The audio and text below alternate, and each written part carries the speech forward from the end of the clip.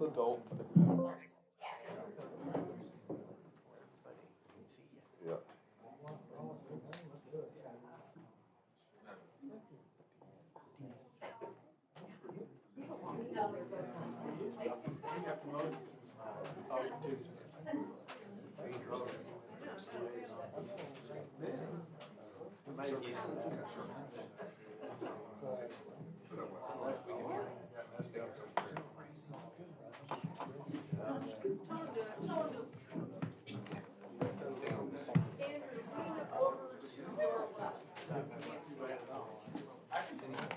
Well, we can't on the meetings. I'm not sure it's gonna broadcast Actually, if you wanted to show them, then you wanted to, switch to this view. And you could see them there. Elbow, he was on Okay, so we're good, okay, we're good. So they're gonna be able to hear them online, so it should be fine. Yeah, I heard it. Call that. It's sore. Thank you. Sunday. I had surgery Tuesday. Sunday. Right. I can't wait to take the step up, whatever it is. Yeah. Fred's sweaty too. I've been wearing compression sleeve. I can't handle that thing for 3 hours. Oh, I've got a weightlifting injury right now.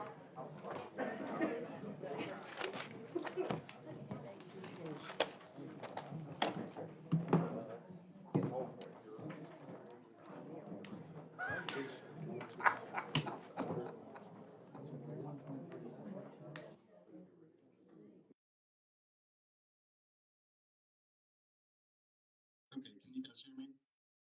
Yes, I can hear you, This Hi, is, Aaron. Andrew. Hi, Andrew. yep, we can. I've got this terrific air noise in the background, so. Pardon the noise. Well, I don't hear it, Andrew. Okay. I have blue in the background. You don't mind? I have blue in the background. I'm dancing.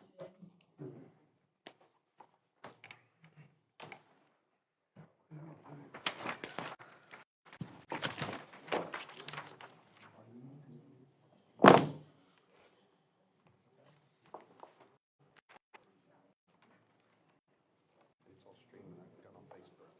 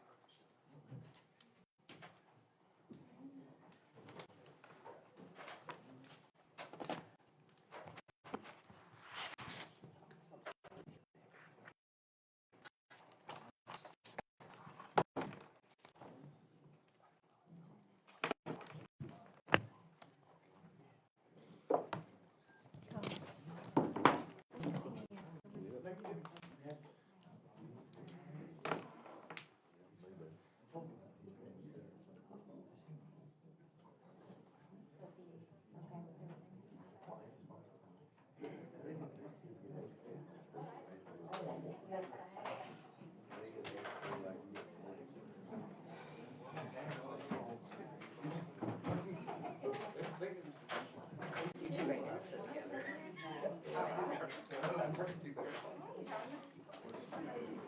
Where? I'm saying I'm here to help.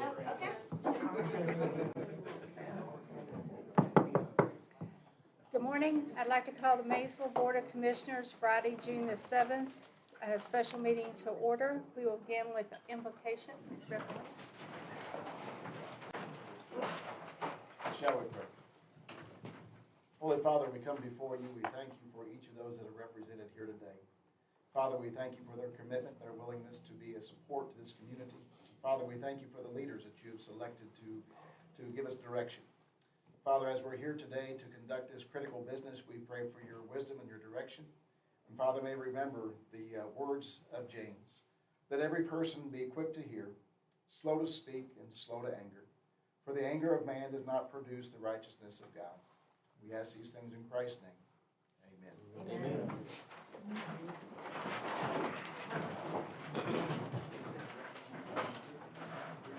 Thank you, Reverend Reese.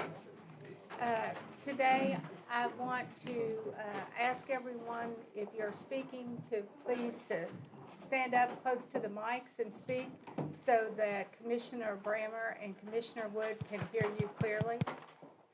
Roll call, please. Commissioner Brammer? Yes. Commissioner Carbell? Yes, ma'am. Commissioner Wood? Here. Commissioner McKay? Here. Mayor Cottrell? Yes, ma'am. City Manager Wallingford? Here. Controller Adasta? Here. HR Director Rose? Here. Project Coordinator Horde? Here. Public Works Director King? Here. Police Chief Palmer? Here. Fire Chief Carpenter? Here. Utility Manager Spence? Here. Zoning Administrator Larger? Here. Building Inspector Fawcett? Here. Codes Officer Brooks? Here. Tourism Director Bailey? Here. Main Street Director Reese? Here. Thank you. City Manager Wallingford? Yes, ma'am. Mayor and Commissioners, we're back at it again. You all have been provided some more information that you guys requested. You've been given a copy of the KLC salary survey, as well a copy of current pay rates for both salary and hourly employees. I also believe Joseph has given everybody a little bit of a breakdown of the cost between various kinds of raises.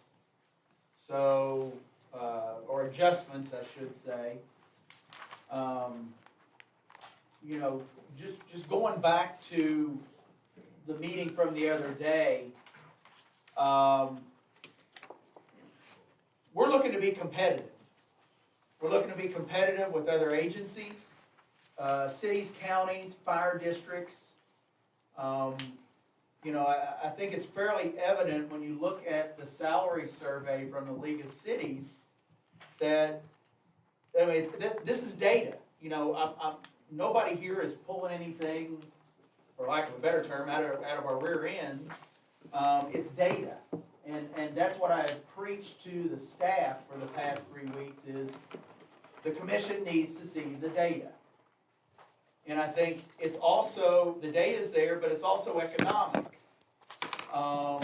You know, right now we have 11 vacancies that we're trying to fill. Again, we have an assistant utility manager that we haven't been able to fill for, is it 6 months? Yeah. 6 months. Darren was appointed in December of last year. We've had 2 really good applicants. The lowest one applicant requested was $90,000. The lowest the other applicant requested was $80,000. Both those are more than what Darren is making now. He needs help. Great guy. Works his tail off. He needs help. But we can't get somebody at this point. You know, when you look at the salary survey from the League of Cities, for a utility director in a former third-class city, at the 50% pay rate, it's $80,000. And that's what an assistant is requesting, is 80. If we can get somebody at 80, you know, Darren needs to be adjusted. We've got vacancies in other departments.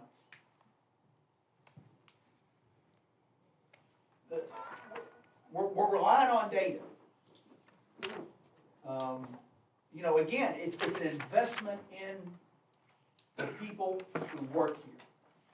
It's an investment in the community so we can provide the needed services. We have good people here. Really good people. I look around this room and, you know, I'm proud to work with everybody in here. Very proud. But in order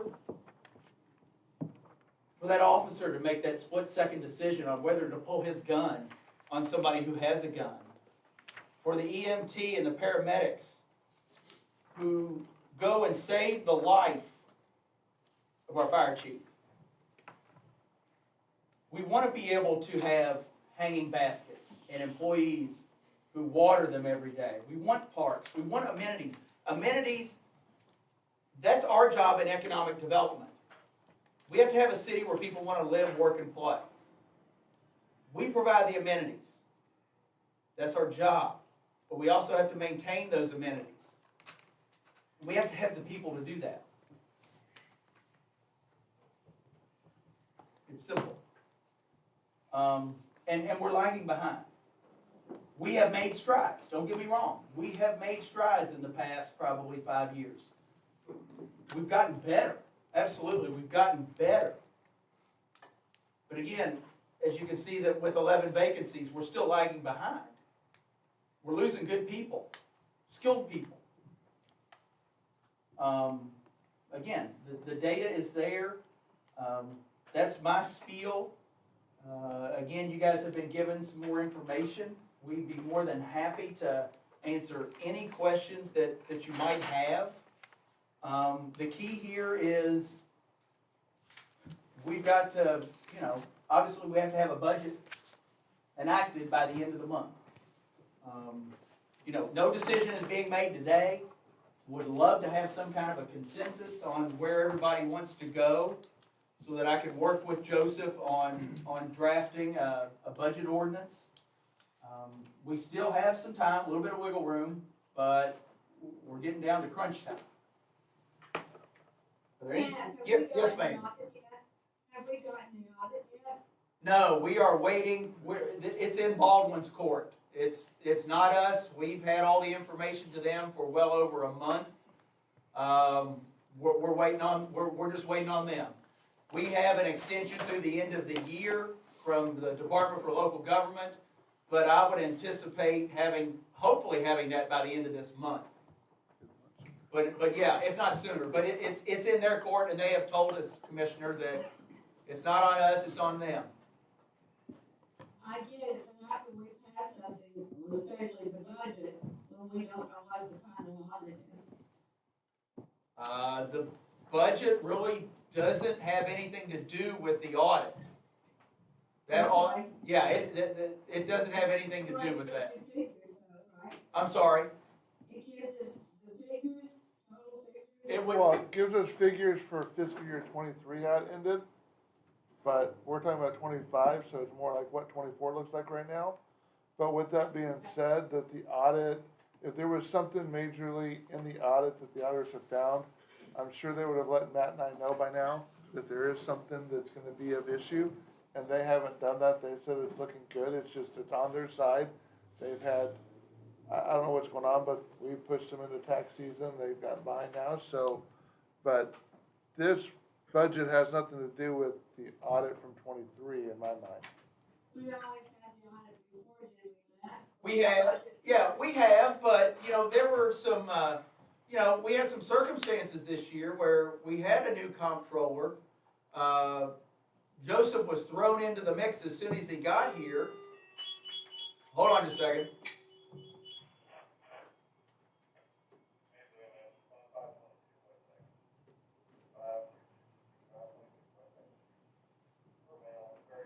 And he's done for somebody who hasn't had any municipal experience, has done a fantastic job with this and had all of his stuff in, ready to go. It just happened to be that it hit right at their tax season. And they had, and getting the approval from the Department for Local Government to have the extension, we're fine, we're compliant. There's a city that's in one of our other Buffalo Trace counties that's 3 years behind on an audit. 3 audits they're behind on. And the mayor told me himself. So we're okay. And I'm confident we're going to be okay, particularly for the fact that when I asked the auditors what our carryover from 23 would be, it was $200,000 more than what we anticipated from last year at $16.2 million. So that kind of tells me it's probably going to be pretty good. I'm just going that we always start a budget, or I have last year, we started a budget process around the 1st of May. Uh-huh. And what is this, our third one? I think so, yeah. Yeah. Yeah, typically we have an audit, and that's pretty sure that's how it'll be for this upcoming year. It's done and approved by the end of the calendar year, if not the beginning of the calendar year. And I'm confident this year that it'll be the case. Yeah, yeah, I understand. yeah. Okay. Yeah. Okay. Okay, no, just any other questions or comments? I'm looking for direction, again, from the commission on, so that we can, put the numbers together for a budget. My statutory job is to present you a budget, annually, and obviously it's your all's duty to pass a budget. I have presented my budget. You all can obviously amend it, change it, and then you would obviously have to pass it.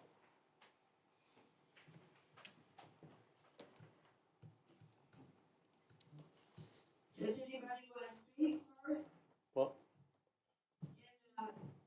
I can't see you all there. Does anybody want to address the commission? Anybody? It's open I public think we meeting. ought to have some Sure. proposals first, Oh, I'm actually. sorry, Dave. No, I just said sure. Oh, okay. Katrina? Well, I State your name. like his State idea. your name, Katrina. I like his idea and I could go next. Okay. Katrina Sorry. Campbell, thank you. Yeah, I'd like to talk about something that we're trying to remedy this. Right. And, I got a possible remedy for you if you'd like to hear it. okay, well, let's, Something I should have led with and I got caught Yeah. up, and I do apologize. Real quick, I'm gonna turn it over to City Clerk Dunbar for some possible information.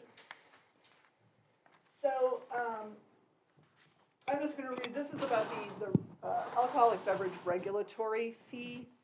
And I'm just gonna read the brief KRS. A city with a population of less than 20,000 is authorized to impose a regulatory license fee not to exceed 5% upon the gross receipts of the sale of alcoholic beverages of each establishment located in the city or county licensed to sell alcoholic beverages. Now, we had been led to believe that we had missed a deadline and we couldn't enact that. I was talking with J.D. Cheney at a conference this week, and he thinks that might not be the case. I'm going to have another meeting with him and ADC next week to talk about details and options, but he doesn't think that the statute forecloses us enacting that. So I can bring you more about that. It's really important with this to understand that it is, as it says, the purpose of it is to reimburse us for policing, regulation, and administration of alcoholic beverages. And the license that an establishment already has, say they made $100,000 in alcoholic beverage sales. If their license was $1,000, that $1,000 would be deducted from the amount of tax that they would owe. Or not tax, fee. So, if they were going to owe $1,000, then they wouldn't pay anything if their license was $1,000. So it wouldn't be like on top of, it wouldn't piggyback with that license fee. With the occupational license. Well, No, we're with the oh, I'm sorry. license fee, Oh, the with their regular- actual alcoholic The beverage alcohol, license. excuse me, I'm sorry. Yes. I got you.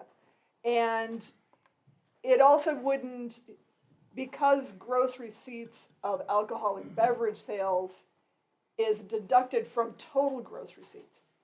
They're not paying on that, so this wouldn't double that up either. Do you have any projected numbers? Go ahead. Just rough. It's difficult to say because I don't have the numbers on all the establishments, what their sales are, but it looks like it could be up to 1.2 million if we went to 5%. But we have to justify whatever we collect. So we would have to try to track, you know, policing and training and all those things and try to come up with kind of a number that we're shooting for that we need reimbursed. And then try to hit a percentage, whether it's 2 or 3 or 4 or 5%, that would get that reimbursement. We don't want to go over what we're being reimbursed. And Chief, you've still been collecting that data, We've correct? been collecting that data since day one, and I have one report from July 2022 to June 2023. Our lowest month was about a 10% of calls, and that was November of 22, were alcohol related. The highest month, July 2022, 19% of our calls for service were alcohol related. So it's a range between 10 and 19% for that 12-month span. And that's just on calls. That doesn't include like time they might be spending in court related to DUIs or what have you, or training, those kinds of things. Or the time you spend on licenses and things like that. Right. Is that how it's calculated? Yes. The funding on the percentage of time spent on anything related to alcohol offenses?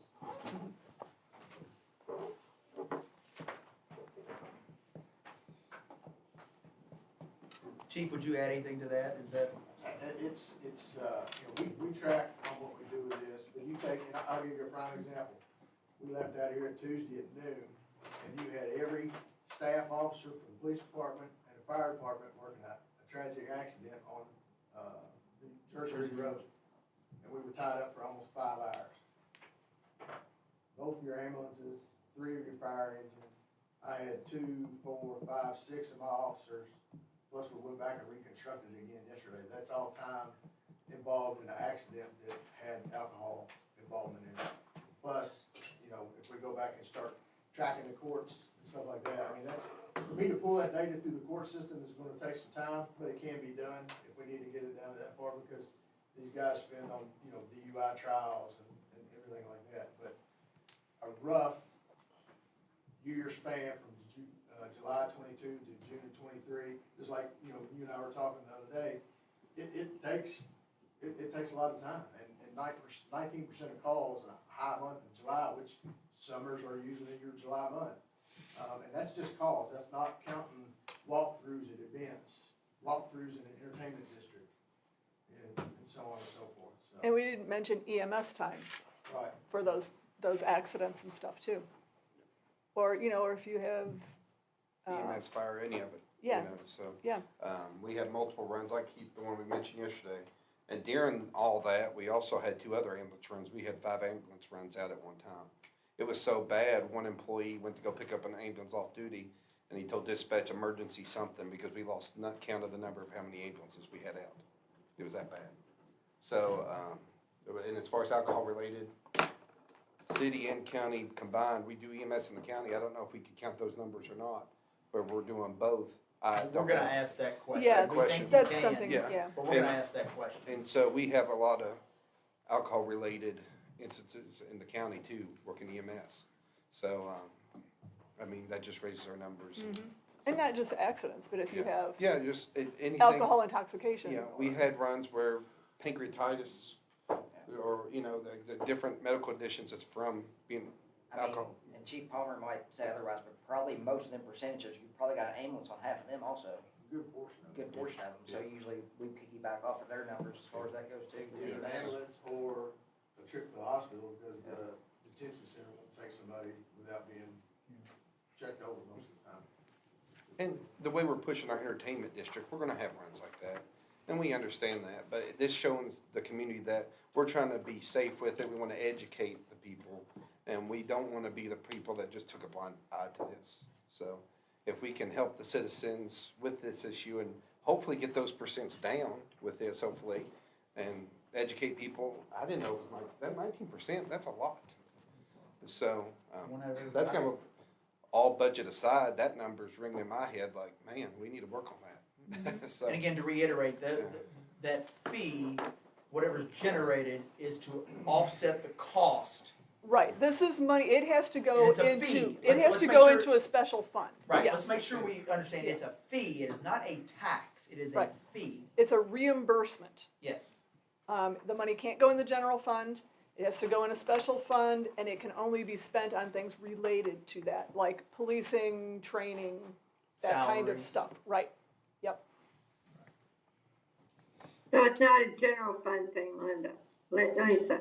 No, It doesn't go into general fund at all. no, But it will offset some of those No. costs that we pay. Well, No. but if there's hours he's working on it. Nope. But, okay. that's not the purpose of it. Okay.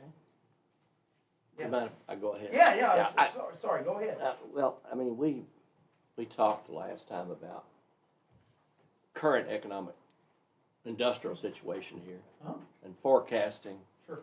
And, I mean, this week I've talked to some people a lot of people who are getting buyouts from some companies here, Okay. which worries me.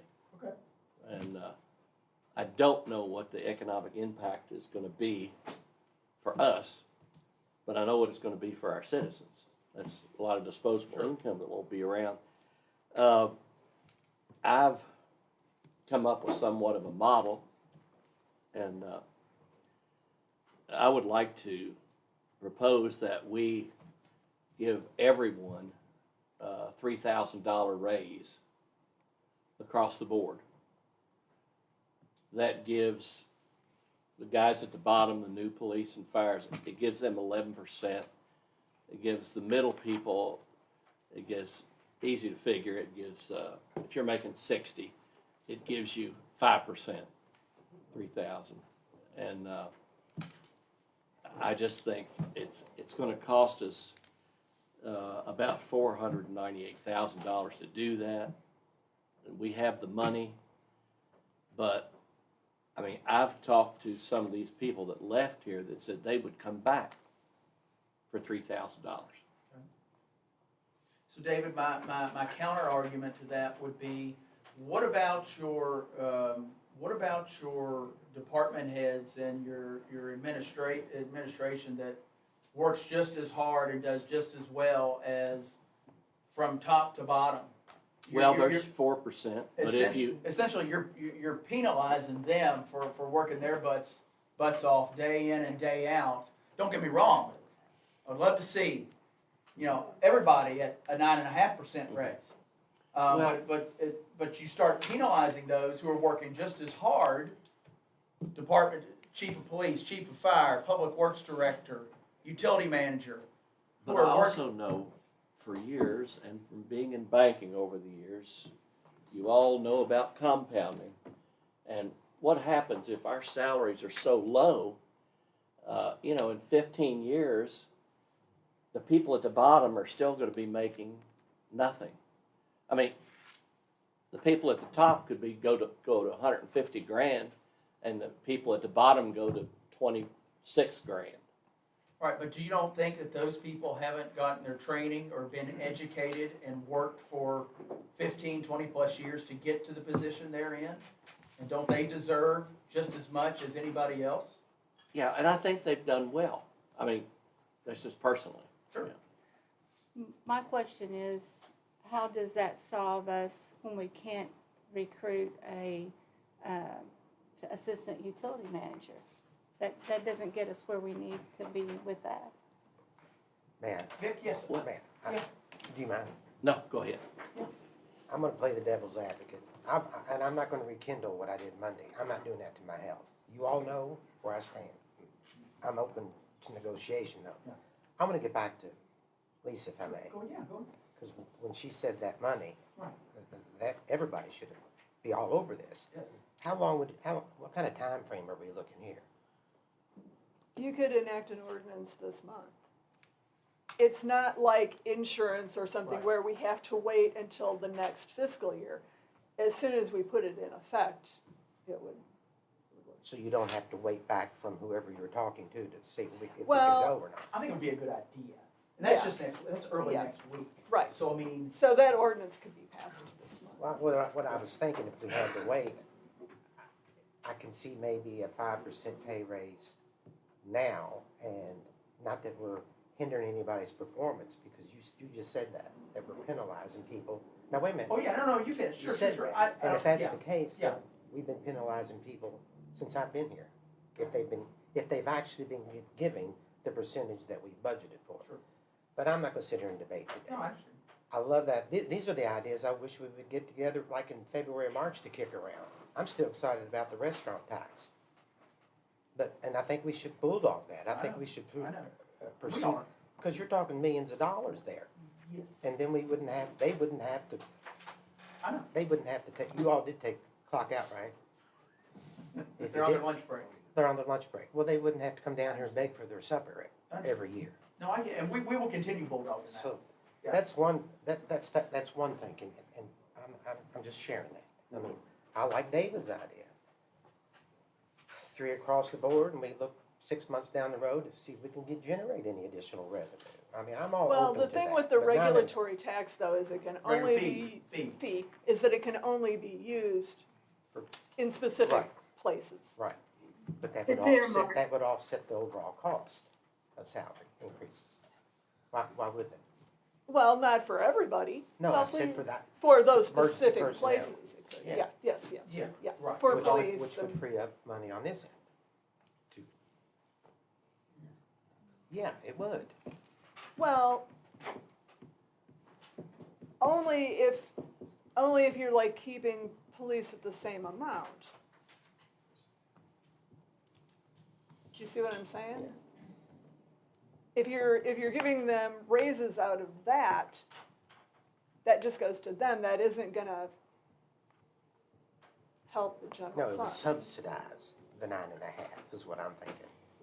There's ways, I just wish we'd have approached this sooner because I'm sure, from what I'm hearing and what I've heard, you're all intelligent enough to come up with some. Well, and With we ways would have. to- Yeah, and I I'm just glad she happened to went find this out training- Tuesday. I'm glad she went to this Yeah. training session, because like she said, we were under the assumption that we had missed the deadline. Right. And she found out at that training session. Yeah, I that- just happened to talk to JD Cheney about it Tuesday and. Cause we even Said that double he's- checked with the league before our first budget meeting, and they said, no. We passed the deadline, but then, you know, she got, I talked to the person who wrote the who statute. wrote the statute, yeah, there you go. And he said that I it was just, being yeah, I like the misinterpreted. idea and I want these people to hear that. If there's additional ways of generating revenue, then there's money to give without raising taxes. That's my whole point. Right. And I think we can come up with other alternatives than a 9.5 across the board. And I'm not gonna sit here and go over that again. I mean, I'm flexible.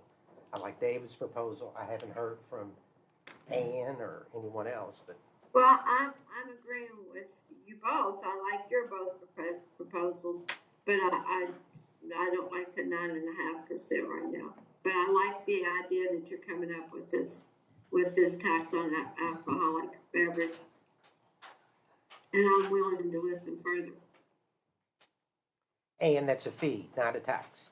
Well, fee. I misstated, it's a fee. Okay. Well, I look at it kind of like, say, my home. If my roof's leaking, I can patch that roof, and then maybe it continues to leak, and then I've got water inside my walls, and maybe I've got mold, but I'm limping along and trying not to spend money, and I end up costing myself more, maybe losing my home because I didn't take care of it. And it comes so in bad shape that I can't resurrect it again. And I'm concerned, we already have 11 vacancies. If we don't address this problem now and at a significant level to actually make a difference, if we just put another Band-Aid on, then we're just perpetuating the problem, and like, the utilities for so long, kicking the can down the road. I feel like we need to pull ourselves up, do what needs to be done, get these vacancies. When people walk around, happened to me this week, telling us how beautiful our town is and how proud all of you all say you love Maysville and you're so proud of it. These are the people that do that work, that make that happen, that make it a safe place to live, to make it beautiful, and that respond when we need something. And so I feel like it's time for us to do what needs to be done. Let Matt and Joseph figure out how to make that work. But it's time for us to do what needs to be done and address it. Can I speak Yes. if you don't care? On your 3,000, you talk about the higher you go up and the percentage go down. We had somebody that was offered a captain position that turned it down because the raise was so little, it was not worth the extra responsibility. He said, why would I take that? He said, I can stay up at Station 2 and be lieutenant with less responsibility and make almost just as much money. That's why we need to go across the board. His face isn't going to be on the camera when something bad happens. It's going to be mine. It's going to be Matt's. It's going to be Palmer. That's why it needs to be across the board. That responsibility alone. You know, Matt, a bunch of people called in during the winter, and he was scraping sidewalks for the city because there wasn't enough people, and he sat there. It was his responsibility. He took the action I was captain at the time. Captain of the fire department was helping him shovel snow.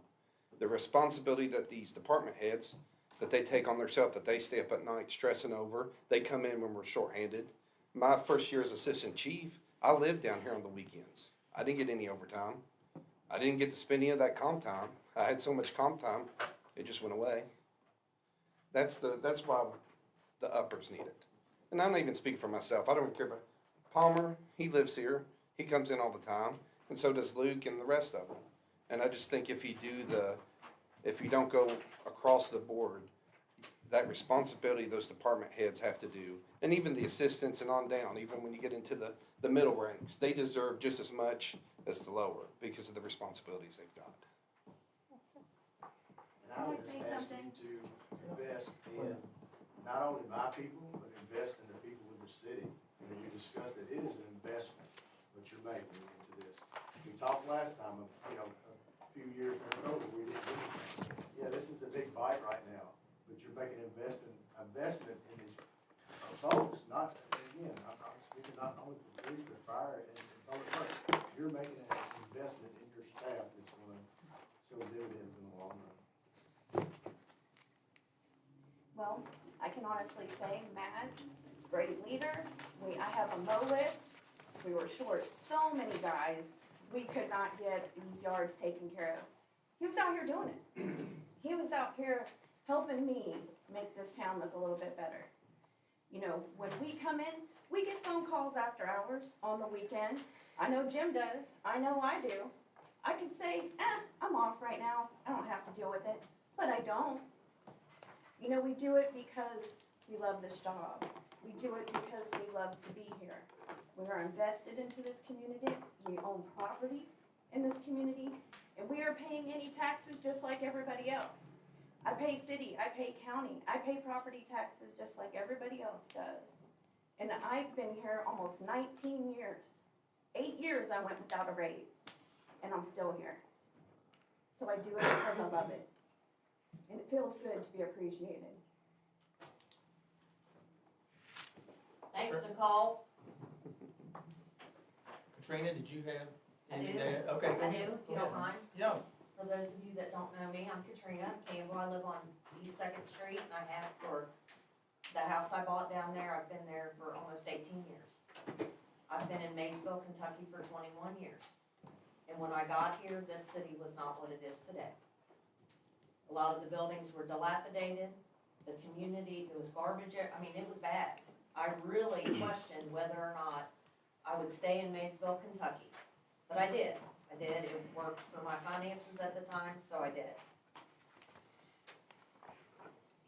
I have been a career union iron worker for 20 years, making really, really good money. And I don't have to do that today. And I came to the city of Maysville because they offered me a job and it was a choice. It was not, the pay scale was not a need. I had a limit, but it was not, I can't take the job because you won't pay me enough. I have other resources though. So I was able to take this position because I have some other goals in my life going on as well. But what I want to say since I got here, and I said this to Luke and Kyle, our first meeting to see how things were going since the new hires had been here. And what I said to them was, did you guys notice that when you began to work for your city, there was a different type of love that developed for your community? And that every single one of them, even Josh, one of the new hires that came in with me, excellent worker, said yes, did you know it? Anytime there's night work, if they call me, I will get up, I've gotten up out of bed to come be there. My point in these particular issues is, like Greg Best, I was partnered with Greg Best, and I've worked with construction men for 20 years. So I'm at a different mindset probably than your typical female. He is one of the most knowledgeable men that I've worked with in 20 years, and I've been in 20 years. This man, we get in the truck in the morning, and he'll say, you know, I was thinking about this thing last night, dealing with one of our issues here in the city. He goes home working a second job, and he's still thinking about how to fix X, Y, Z, and how to help this gang, and how to help that gang with any of the issues going on. The point is, his heart is here. His heart is here, and most of the guys that I work with at Public Works, they're here because their hearts are here, which I think is very, very important, because you invest where your heart is, right, Tony? Put your money where your heart is, right? So I'm gonna switch a little bit. I've done street ministry in countless communities, countless. Memphis, Tennessee, Chicago, and communities are literally shut down. I have walked streets and streets of abandoned houses with homeless people in them that were Public Works people. They could not pay these people, or they would not figure out a way to pay these people a livable wage. Livable. We're not trying to get rich here. I'm not trying to get rich here. I'm trying to, and just so you know, this is not a threat. I'm not telling you all if I don't get a raise, I'm leaving, because I'm not. That's not my issue. My issue is that since I've been here 3 months, I have seen things that I never knew about the city of Maysville within the works, you know, the community. The second thing I want to say is that because I've been a steward on countless very big projects. A steward is someone that is a liaison between major contractors and the men and women. And I was a buffer when there was a problem between the workers and the contractors, whether it be safety, money, housing, job conditions, safety, whatever it was.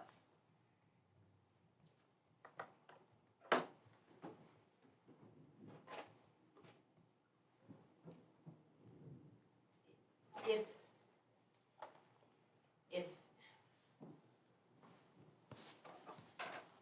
I don't even know how to word this right. It would be awful to start losing more people here. It would be awful to start losing people here.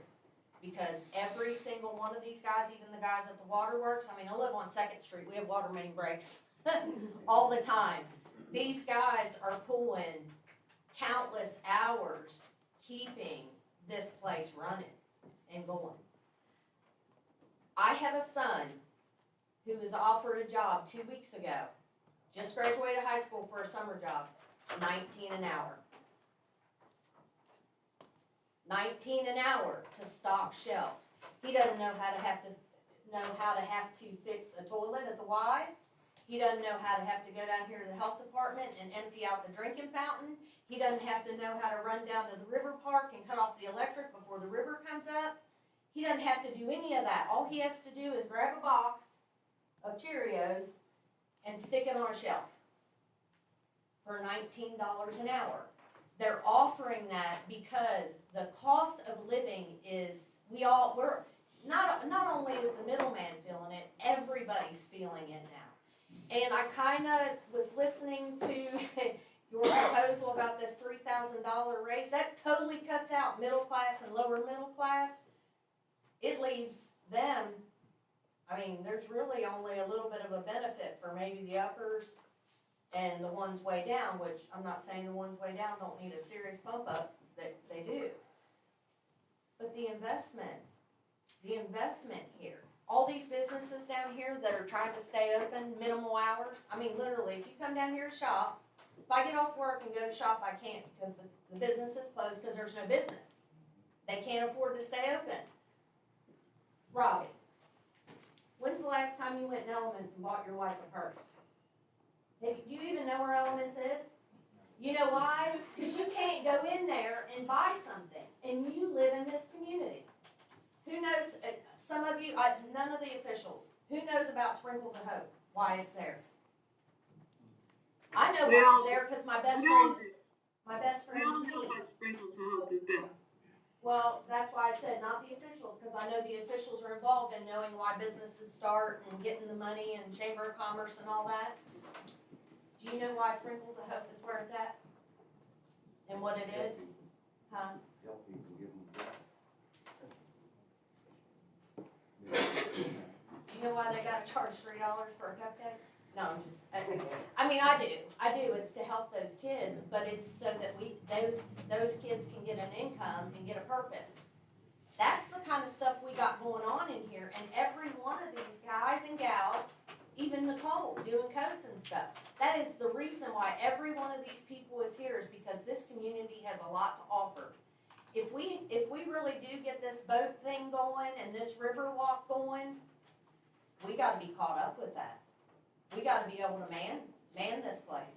And if we can't even get guys in here to fix sinks, because we're trying to offer a minimum wage from probably about 10 years ago. I know that wasn't, it was what it should have been, or whatever. We're gonna have a serious problem. Me too, because I live on 2nd Street. I love it. Matt, I'd like a flower. I'd like flowers to go on down 2nd, whatever. That's all I just wanted to share, because I know most of you have been here for a really, really long time. Me and Josh, we laughed because we love working with these guys. We love working here at the city. We're like, when can we work We are so excited. We're like the first ones signed up to work uncorked. But for me, it doesn't have anything to do with money. I'm excited to participate in my city, and I have since I've been here. I have done things that, aren't seen. I'm really excited to be here now all day long. I get to see more and do more because now I work in town. It's great. I love it. Thank y'all.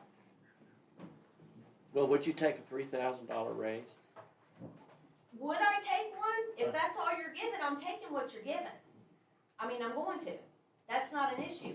But $3,000, literally, I could spend $100 tomorrow night at McDonald's. I could spend $100 tomorrow night at McDonald's with my 4 kids, my 2 grandbabies, and maybe 2 of their friends. I'd have to pull up their menu. Oh, here, I got one more thing I want to share. I'm sorry, I saved this last night because I think it's amazing. I was looking at some stuff. This guy, some of you might have heard of him. Let me find him. Dan Price. Anybody know who Dan Price is? I didn't until last night. He is the CEO that took a pay cut so he could pay all of his employees a minimum annual wage of $70,000 because they were all struggling except for him and his top tier, which was like 3 people. Now that's incredible heart. I'm not saying take your money and give it to us. That's not where I'm going at. Here's where I'm going at with this. 6 years later, revenue in his own business, his own entity, Maysville as a business, tripled revenue. Customer base doubled, which if we continue to grow in our community and we're able to man our community and take care of these properties and facilities and boys and girls clubs and walkways and all this stuff,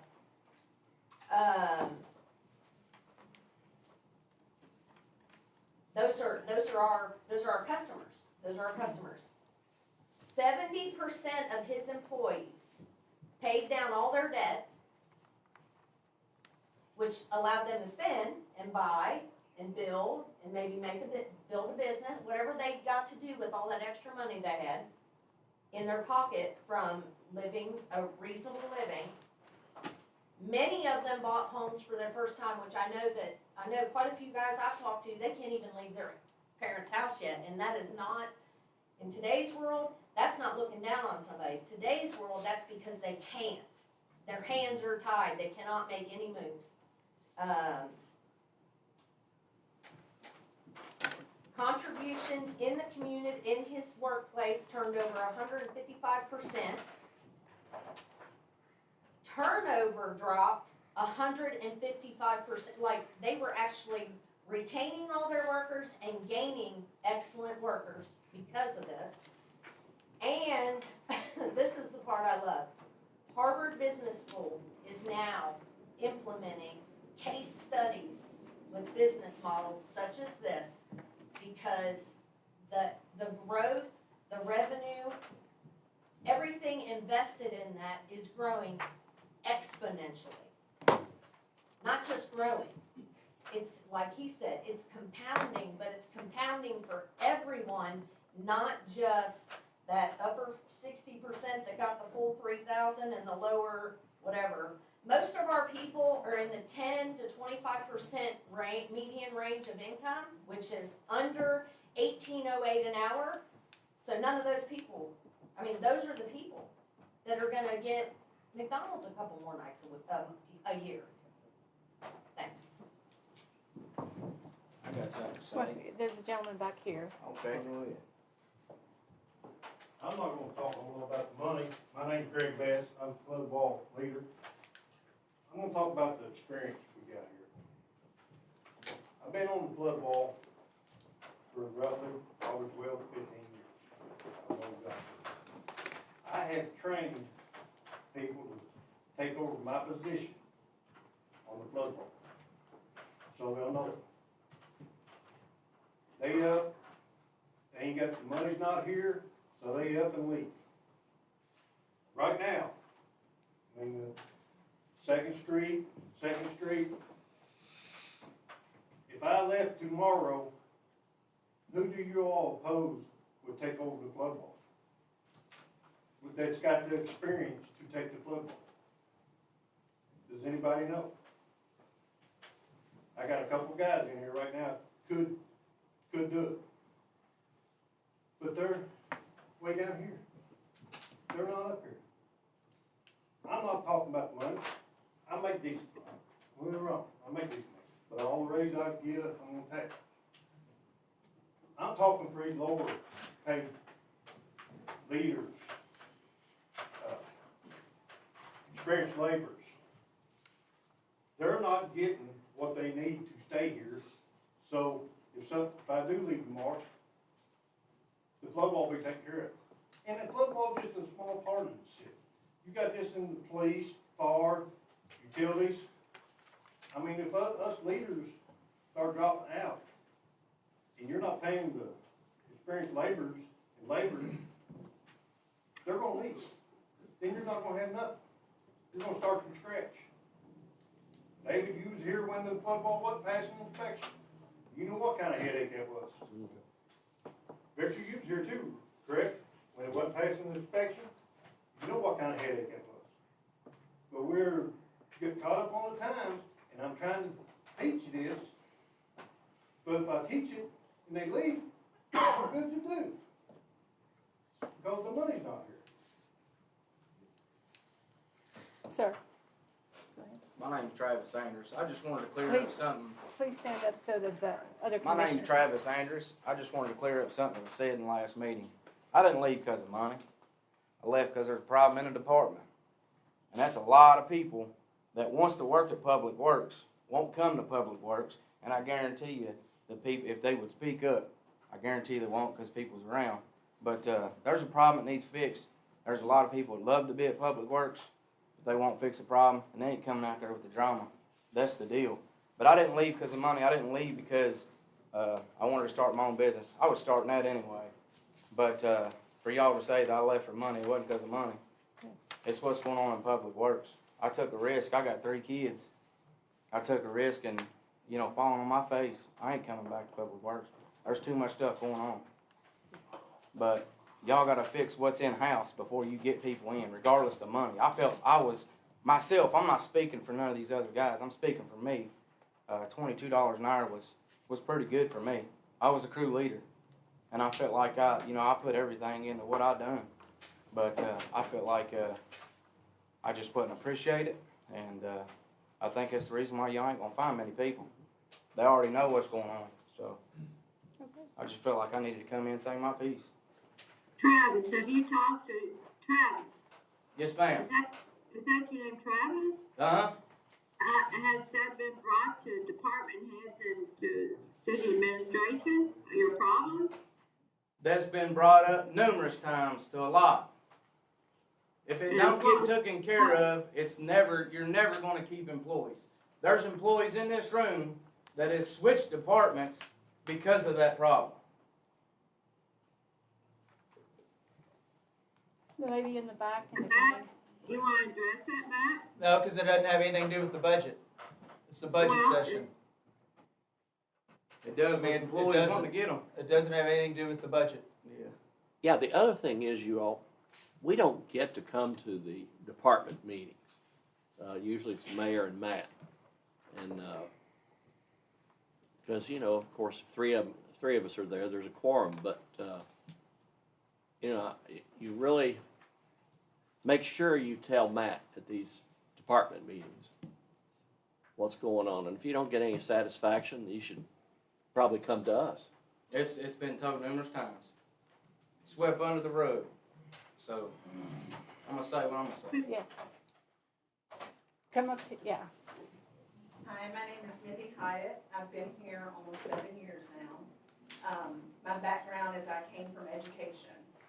I taught for 5 years in middle grades, and then I took time off with my kids. The time it was time to go back, it was a little bit difficult. It's not like today when you can get into education without much education. But it was difficult to get a job in the community I lived in. And so I decided to switch gears a little bit, and they were kind enough to hire me here, and I don't plan on leaving hopefully anytime soon.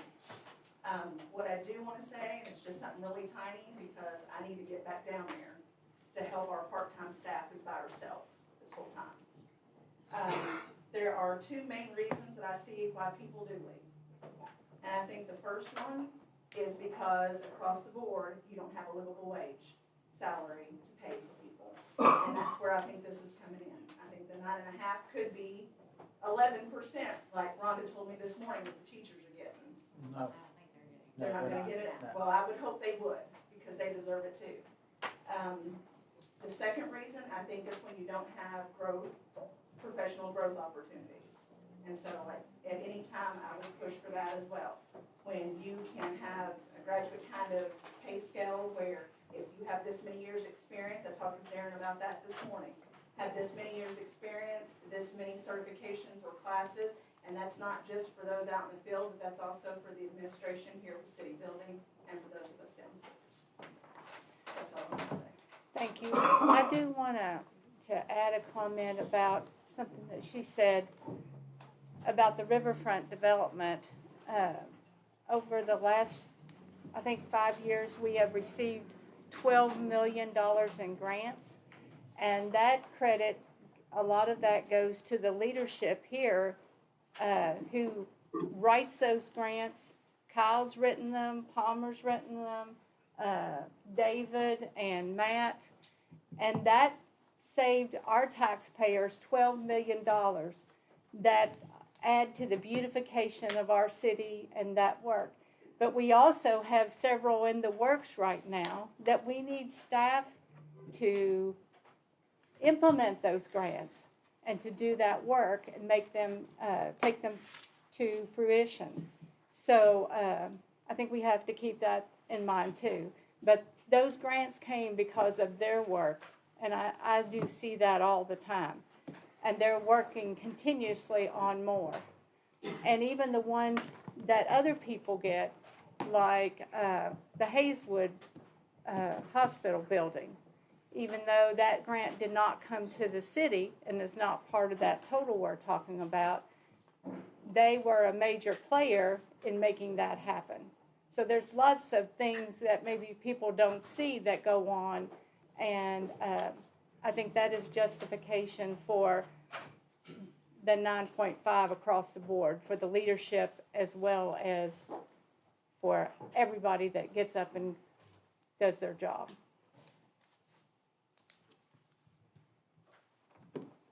So now I'd like to say something.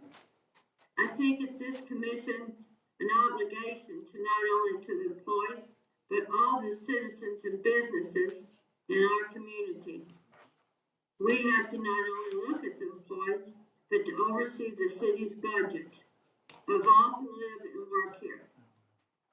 The residents and businesses play a major role in funding the city through property tax, occupational license, payroll tax, and if I've left anything out, you can add.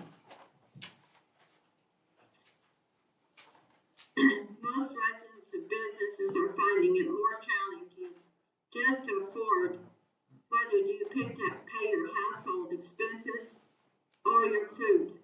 And I get that too, because I hear it a lot. And they have to either choose to pay their bills. I think as a city commissioner, I feel it's my job to keep a watchful eye on the city's revenue and to be prepared for a rainy day. I think, Matt, didn't you say we were almost started the budget with a 7.4 deficit? Am I correct? Right, I'm sorry, Ann. Let me go back to my original. Yes, Go ahead, Joseph. Yes, and it started at roughly $4 million deficit with all the needs and things across the board. What I will reiterate on that is, across the board, working with Matt, is that did include, except for the general fund piece, which included fire, police, public works, but all the other departments, that included a 5% pay increase in the projected budget on that original proposal that was in there. So, when going back, yeah, it was still $7 million in the hole, and those are projects and things that need to be worked on, or, I mean, we can take the riverfront project out of it. It doesn't save the city money because it's 10% of $1.6 million. Saves us $160,000. It doesn't save, if I take the riverfront project out of the grant money, it takes out revenue that comes in from grants that would come in. So I can't say that taking the riverfront project out is gonna save the city a ton of money. It won't. It's 90% covered by grants. But we count on that grant money as our revenue to cover costs. So these things going at 9%, this is just taking care of daily maintenance if you go look at it, taking care of the flood wall. I mean, there's things you can take out of that if you took some of these numbers out, it doesn't change the bottom line. It's still gonna be over projected right now because costs have went up on everything. But when we started budget, I think that was what Matt, you said was, we were starting with the 7 million deficit and it could come down a little. I think that's what I remember. Yeah, I think what I was saying was, at 7.3, if you took out the water line proposal, if we paid for it out of contingency money, the water line from Washington to Maysville, that takes it down to about 4.4. If you take that out of the picture. Does that make sense? I get it. Yeah. We still, at that point, still have a deficit, correct? Yeah, we're gonna have a proposed deficit irregardless. Because we have overages that we need to spend. We don't need to be collecting taxes if we're not providing that in services to our citizens. So we need to spend some of that reserve. Right. Which what the budget is doing. Right, I think I mentioned the last time, I think between fiscal year 19 and current, we've gone from about a $9 million surplus to 16.2 million. So we have money to spend. Again, my opinion to the commission would be, don't let that get below 50% of your budget, which would be roughly $8 million. And we need to spend that money. I think we have an obligation to spend that money that we have in there. we've managed this city very well for many, many years. And that's a testament to elected officials, staff, and everybody. But it's easy to spend somebody's money when it's not your own. Now let me finish. Okay? If a major manufacturing business in our city would close, this would be tremendously affect our city. I'm for a raise for all employees, but one the city can afford to give right now. Right now. And I'm not against the looking at something down the road like Victor discussed. I'm not. But I think right now 9.5 for me is not workable. I'm willing to work with people, give them a raise, and then look at it possibly down the road. But I can't, I've got to sort of look at what we've got now, what we're going to have in the future. Can I say something? Jonathan? I'm not done. Oh, sorry. All right then. Sorry. The city provides all our employees with 3 health plans to choose from. And the city pays, I don't know if everybody knows this, but we do. The city pays a large portion while making the employee's contribution one that can be affordable. And that is I want to speak about that. What we pay for the portion to health plans. And we make a large portion to that.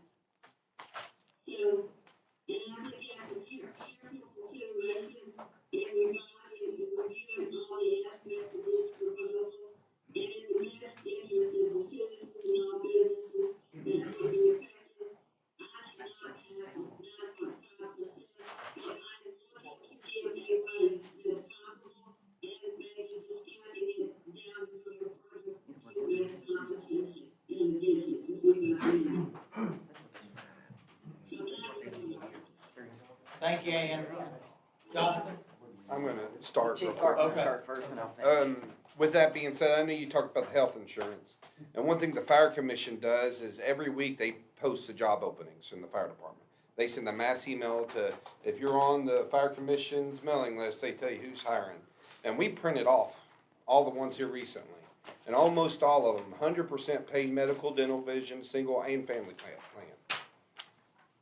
100% single paid family plan. 100% paid full coverage family plan.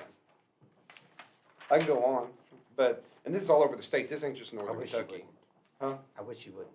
Oh, yeah, I'm not, but, so there's all these departments that's offering that and plus about 20% more pay. Yeah. But here, now I'm gonna pass Hang on. over to my assistant So- chief, he's done, So here's the thing, I don't care about population because this is why. Hang on. Do you all know how many runs we do a year? I'm not speaking for everybody else, but do you all know how many runs the Maysville Fire Department does annually a year? Do you know anything about our department besides what we do as far as running? Anything? Just from the reports that Okay, it goes in. so last year, for the year 2023, hang on, I'm speaking right now, Ann, hang on. Wow. For the year 2023, the Maysville Fire Department was dispatched to 4,961 calls for service. We run 8 personnel shift.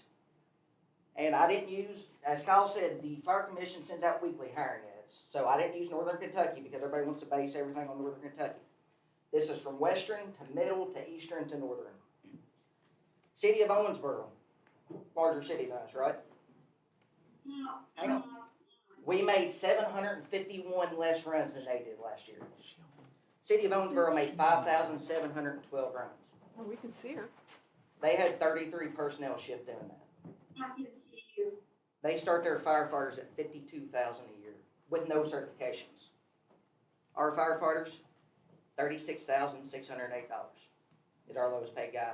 As of last month, he brought home $29,649 last year. Bring home after everything come out. Insurance. That's just one. That's the city of Owensboro. Quite large city, right? Let's see. Jonathan, real quick, to get kind of comparison, the closest one to our pay, Yes. that what we make now across the board, is Northern Pendleton Fire district. Fire District. They Just make 300 runs last year, 300. We make 450 in a month. And how much less do you? Their pay? starting salary is $38,119. For 300 runs that we make 150 more in 1 month. Independents, 54,000 starting as an EMT. Paramedic, 64. Our lowest paid paramedic starts at 46,000. I've got a paramedic right there. If I was him, I wouldn't be standing here. He can walk in the door at Independence, as of last week, 84,000 a year starting. That's more than his pay, my pay, probably half the leaders in here. Fully paid insurance. They made 1,000 more runs than we did last year. Yes, ma'am. No, I'm not saying that, but the thing I'm getting is you all really don't know what we do. We're up 6 and 7 times after midnight. The other day, we had 3 ambulances out, 3 o'clock in the morning. I don't get paid overtime to come in and do ambulance coverage. But me and Kyle got up at 3 o'clock in the morning, we come in, I went on an ambulance run. Kyle was here staffing another ambulance. We do a lot more than you all think we do. We made 571 runs less than the city of Owensboro, Kentucky, which is twice our size. So it's either more money or more personnel because we're exhausted from it. This bad wreck we had the other day, 45 minutes to cut a guy out. 45 minutes. Police had all their people there. All of our guys was there off duty. I took an ambulance run. We had so many trucks out we didn't know what to do. It's every day. We started off this morning with 5 people on shift. 2 ambulances and 1 fire truck. That's all we had. That's all we had. Y'all want the city to grow? It's time to start growing with it. If not, the city can grow on its own without people to do it. I mean, and I don't want to go nowhere. It took me 8.5 hours to decide if I wanted to take an assistant chief job or not. I love the city. I love working here. They've been great to me. But I'm also taking a $30,000 pay cut from my second job that I have to make ends meet. Did you get a pay cut increase for that, Jonathan? Not to offset a $30,000 pay cut to make ends meet. I mean, there's a paramedic that can go make $84,000 and make more than the chief of the fire department can. And it's just 35 minutes up the road. I can go to Richmond, Kentucky without no certifications, have 20 people on a shift and make almost 3,000 less runs a year than what we make and walk in the door at 54,000. I've got my EMT so I can walk in at 56 and that's all included incentive. I mean, I get that taxes got to go up to make some pay, but also we're paying the same dang taxes everybody else is that's griping about it. We pay the same taxes. So it's either have people to do it or not have people to do it. there's a county beside us that went a month and a half without an ambulance service. And they had to wait 45 minutes to 50 minutes for an ambulance run. And there was a lot of people lost because of not having that care. And if we keep losing staff, police, fire. Out of this sheet, that 15 departments, we are the lowest paid department in the state from western Kentucky to the other end, to this end of the state. And we do more than some of these places do. But it's just, we get good, the public service size. I can't speak for, I would speak for public. The citizens here get a great service from us. You know, at the city of Maysville, I can go that we're gonna have an ambulance there in less than 5 minutes. 99% of the time, 5 minutes or less. We get short staffed, like we got 5 on today. They may have to wait 20 minutes. We gotta wait for one to clear up, or they have to have one come from Ripley, or one come from Fleminsburg. And if we don't invest in our staffing and keeping staff here, it's gonna hurt the citizens. The citizens is gonna be waiting 20 minutes for an ambulance. And they're gonna be a lot more upset about that. Yeah, they're gonna, and than guess they who are has the about paying answer? the taxes. I got an answer for that, not you all. They're gonna come to the fire chief. And so, I don't know. I understand we can't spend money we don't have, but there has to be a way we can do both. I wanna see if Andrew has anything to say. Yeah, what about Andrew? Can you all hear me? Yeah. Yes. The way I see it, our system is designed, we're obviously limited in the way we can raise money. And I said that early on in the process. I think we've got 2 ways or 3 ways. And the way it's supposed to work is that income is supposed to come in and it's supposed to increase regularly. And it's supposed to pay for these raises regularly. it seems to me like, if it's not, we need to find some other way to bring in the revenue. And if there's no raise taxes in the meantime, I don't see any other way to do it. You know, there's one that is that we can look at in the meantime, but I agree that something needs to be done. If we would have to tackle raise for 4 years, we've been in emergency zone for 4 years since COVID.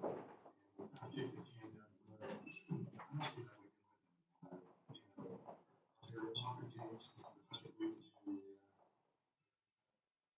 support the market.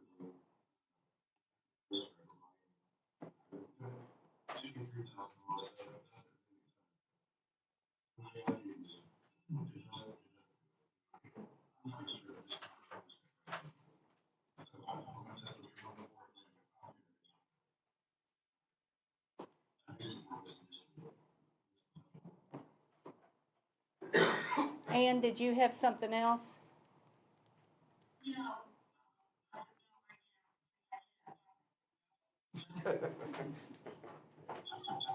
Well, oh, we have a couple of people here that want to speak, Ann. I'm Robert Bingman, I'm a firefighter paramedic. I just kind of want to clear up something that Chief Carpenter said. You're now 6 firefighters per shift.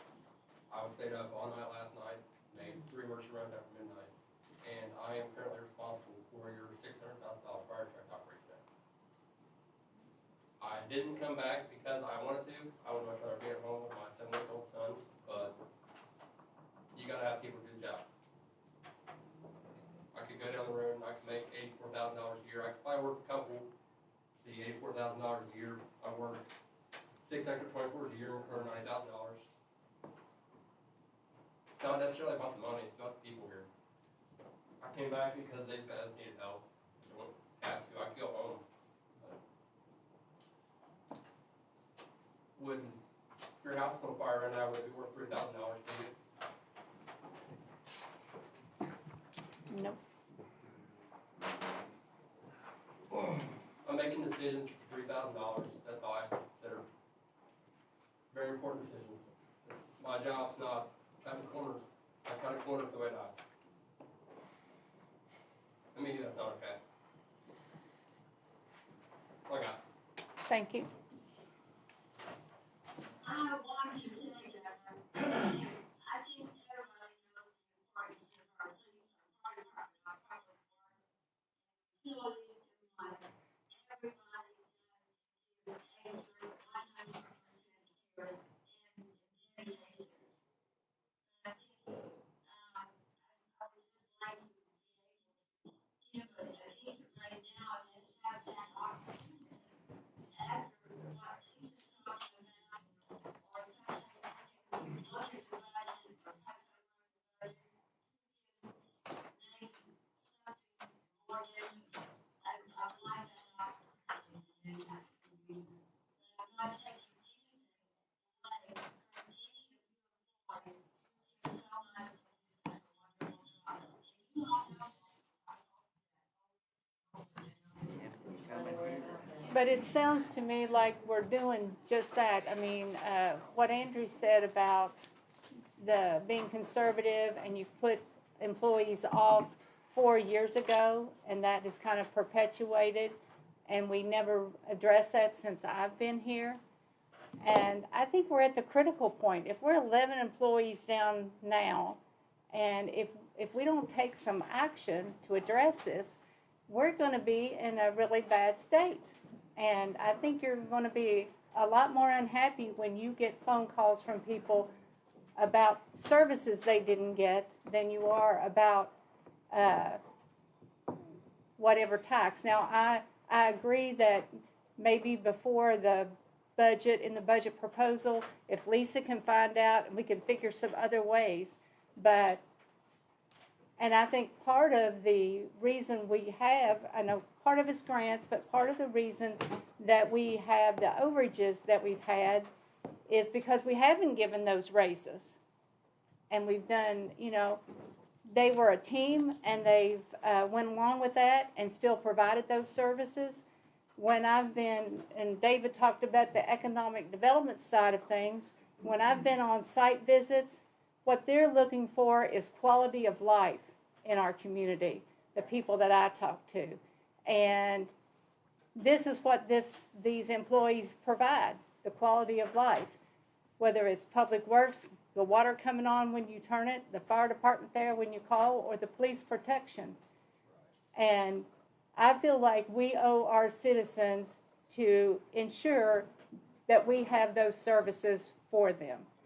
And what Andrew said about kicking the can down the road, I think we've kicked it down way too long already, and we need to get caught up.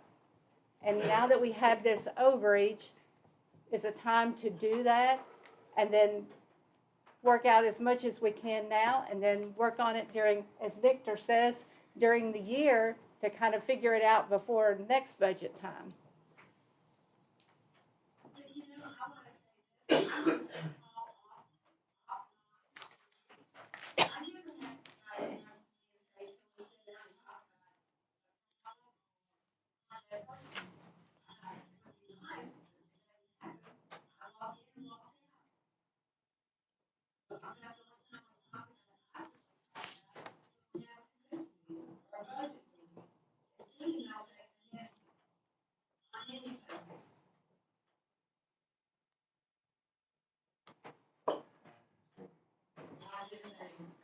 How's it going?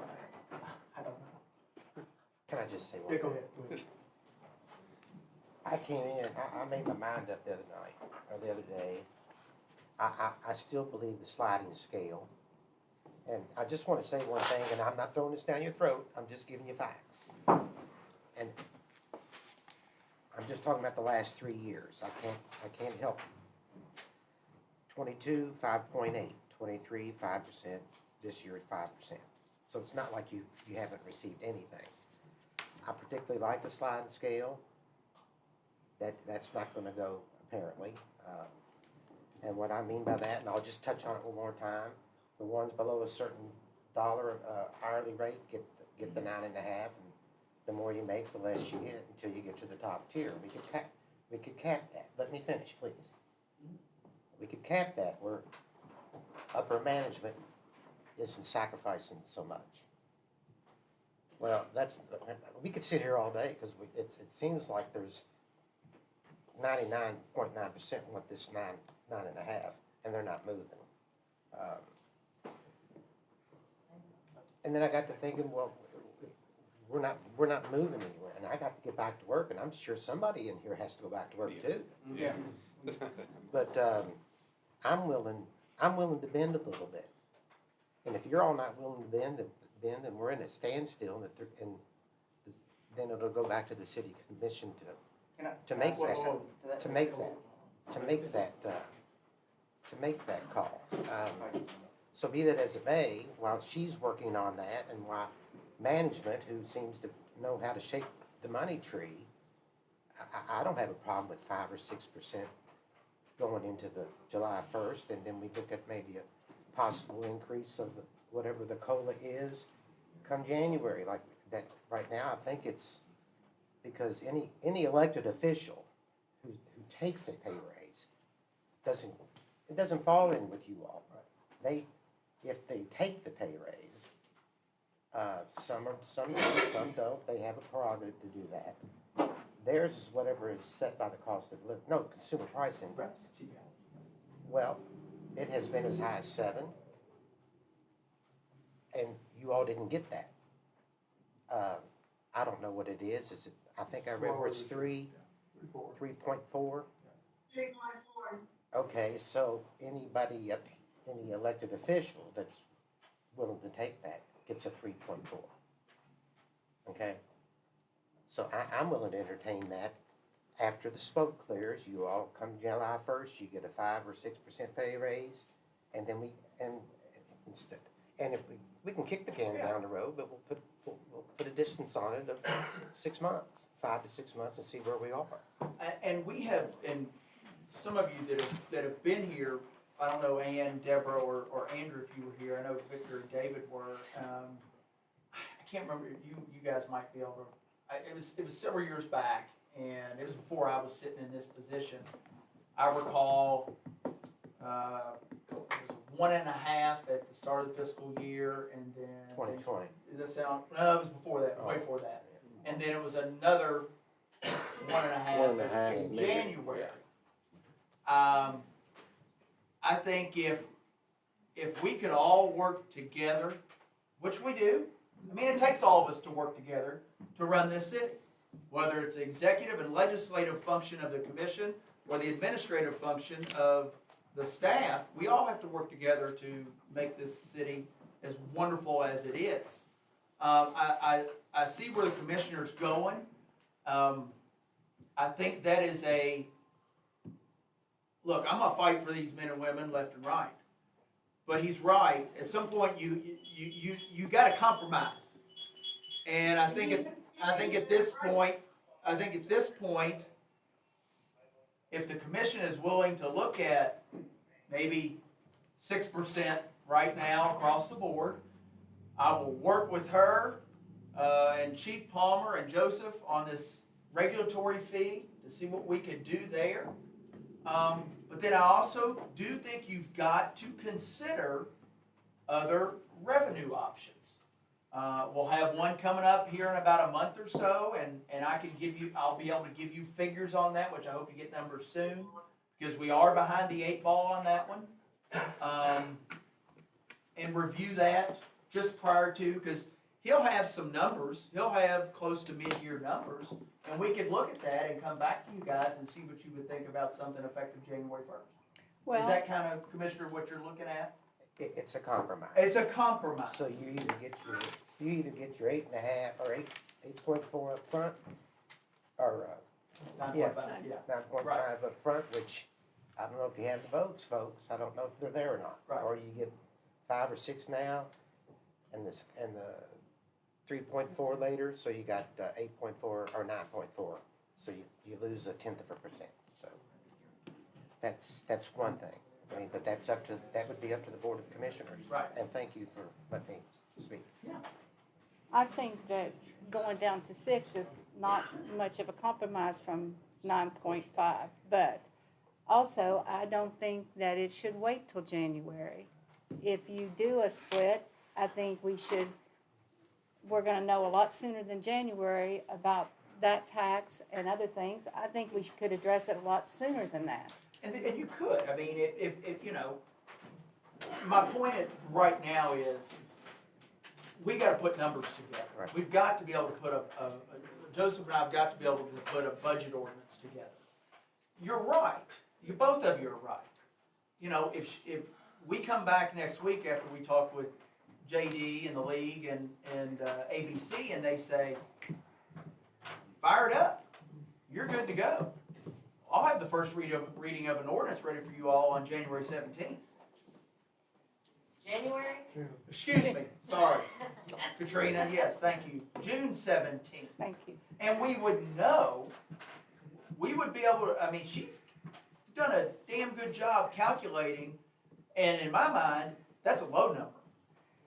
And when I think about the 25 million line item that we just got for sewer, you know, have you got the crew? You don't have an assistant, and this isn't gonna solve that problem. It's not. It's not gonna solve the assistant problem either, and I understand that. Well, And that 25 million worth of work has to be done. I think that's 5 projects within that. And then you've got the riverfront development going on. You've got the rec park, trail. You've got the Boys and Girls Club. There is so much work that's gonna happen, and we're rolling the dice here. Yeah, but don't we bid those out? Bid out. Won't we bid out our sewer projects? Yeah, but it's not gonna cost us anything. Yeah. It's $25 million. But who's made it, does somebody, Yeah, it's just a lot of management. Well, that's what. who's gonna help manage it, even if you bid it out? It's still gotta have people manage it. Yes, sir. So, we're talking a lot about, kicking the can down the road. I see everything that you guys have been saying as kicking the can down the road. You guys have been saying, oh, we'll look at it at a later time. Oh, we'll do this at a later time. We've been doing that since I started here. I've been here for 4 years going by. I'm kind of tired of hearing, we're gonna deal with it later. I think something needs to happen now. I don't think the sliding scale should happen. I don't think that's right. All these supervisors, managers, chiefs, they deserve just as much as I would get. That is wrong. I will die on that hill. That is wrong. I'm just so tired of hearing that. So I'm done. That's, yeah. So I need some, oh, sorry. Kyle, I know you threw your finger up earlier. Hey, I appreciate everybody's time and everything. For those of you guys that don't know, I served in the military for 22 long years. 8 deployments. I missed almost all of my personal birthdays. I almost missed all of my anniversaries and all that stuff that comes with that sacrifice to service. Thank you. Everybody in this damn room makes that same exact sacrifice. Maybe not on a grander scale, right? But your fire and your police at any point in time could lose their life in an accident or an altercation with some member in the city. At the money they make, that sacrifice needs to be paid. For them to lay their life on the line and do what they do, they need to be paid. They need to have the right equipment. We can shake our heads all day, but that's just a matter of fact, right? It's the responsibility that I have, that Luke has, that Matt has, even the commissioners that you guys have, to make the hard decision. This is a hard decision. That comes with knowledge, background, that everybody should be compensated for, right? So if we can't do our job, the city doesn't function. If the commissioners don't do your job, the city doesn't function. That means the taxpayers, the people that live in the city, their city goes and it starts to go down the toilet as far as the looks, the infrastructure, everything else. All we're asking is just to be able to make the same decision that the citizens have to make to pay our bill, to decide what bill we want to pay for that month. That's all we're asking. We're not trying to get rich here. That's it. That's my piece.